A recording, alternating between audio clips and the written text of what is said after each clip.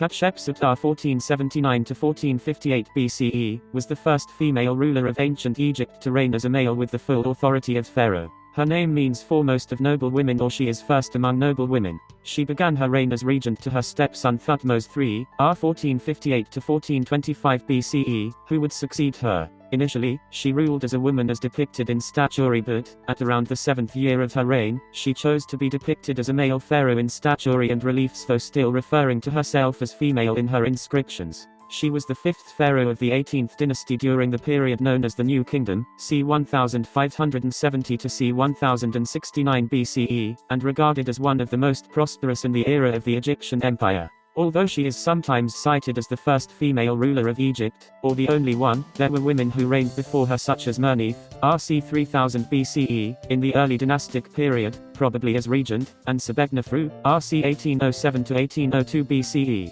In the Middle Kingdom, and Thutmose r. 1191–1190 BCE, after her toward the end of the 19th dynasty. Hatshepsut, though not the first or last, is undoubtedly the best-known female ruler of ancient Egypt after Cleopatra VII, rc. 6930 BCE, and one of the most successful monarchs in Egyptian history. Historian Mark van der Meeroep expresses the conventional view of Hatshepsut when he notes how she has become one of the most celebrated and controversial women of Egypt and the ancient world in general. 172. She is celebrated as a powerful female ruler whose reign was extremely successful, and this is the same reason for the controversy. According to Egyptian tradition, no woman should have been able to assume the full power of Pharaoh. Hatshepsut has become one of the most celebrated and controversial women of Egypt and the ancient world in general. Further, her name was erased from her monuments following her death, which strongly suggests that someone, most likely Thutmose III, wanted to remove all evidence of her from history. Later scribes never mention her, and her many temples and monuments were often claimed to be the works of later pharaohs.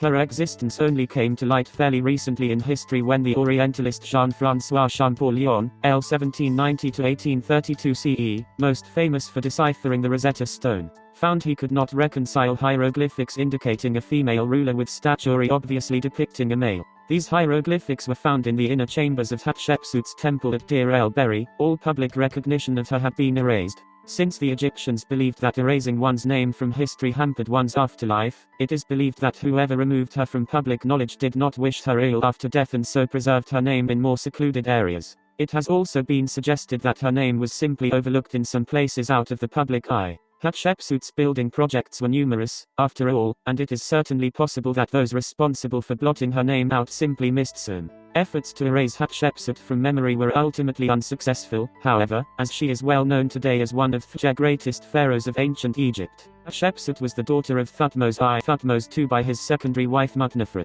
In keeping with Egyptian royal tradition, Thutmose II was married to Hatshepsut at some point before she was 20 years old. During this same time, Hatshepsut was elevated to the position of God's wife of Amun, the highest honor a woman could attain in Egypt after the position of queen, and, actually, bestowing far more power than most queens ever knew. The position of God's wife of Amun at Thebes began as an honorary title for a woman of the upper class who assisted the high priest in his duties at the great temple of Amun at Karnak. The title is first mentioned in the Middle Kingdom, 2040 to 1782 BCE, as an honorific bestowed on a king's wife or daughter. By the time of the New Kingdom, however, a woman holding the title of God's wife of Amun was powerful enough to dictate policy, though not as powerful as she would become later in the Third Intermediate Period. Amun was the most popular god at Thebes and, in time, came to be seen as the creator god and king of the gods. In her role as this god's wife, Hatshepsut would have been considered his consort and would have presided over his festivals. This would have essentially elevated her to the status of a divine being, in that it would have been her role to sing and dance for the god at the beginning of festivals to arouse him for the creative act. By engaging directly with the god,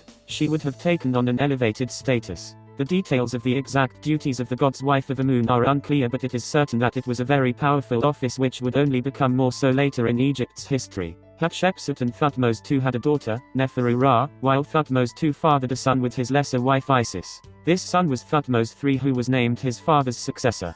Thutmose II died while Thutmose III was still a child, and so Hatshepsut became regent, controlling the affairs of state until he came of age. In the 7th year of her regency, though, she changed the rules and had herself crowned Pharaoh of Egypt. She took on all the royal titles and names which she had inscribed using the feminine grammatical form, but had herself depicted as a male pharaoh. Vandermeeroop writes, whereas she had been represented as a woman in earlier statues and relief sculptures, after her coronation as king she appeared with male dress and gradually became represented with male physique. Her breasts did not show and she stood in a traditional man's posture rather than a woman's. Some reliefs were even recarved to adjust her representation to appear more like a man. Her statuary showed her in all her royal grandeur in the forefront with Thutmose III rendered on a smaller scale behind or below her to indicate his lower status. She still referred to her stepson as the king, but he was so in name only. Hatshepsut clearly felt she had as much right to rule Egypt as any man, and her depiction in art stressed this. Recognizing that she was in uncharted waters, Hatshepsut took steps to legitimize her reign quickly. If her position as pharaoh were to be challenged, she was not going to allow herself to simply disappear.